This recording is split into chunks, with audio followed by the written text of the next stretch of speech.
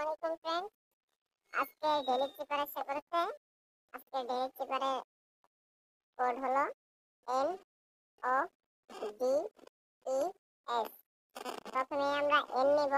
N নিতে আমরা একটা প্রথমে মাইনাস তৈরি করব। Minus dot. Sorry, first time হচ্ছে না, সেকেন্ড টাইম আমরা ট্রাই করি। Minus dot. তো আমাদের এন হলো। তারপরে ও নিতে আমরা তিনটা মাইনাস করব।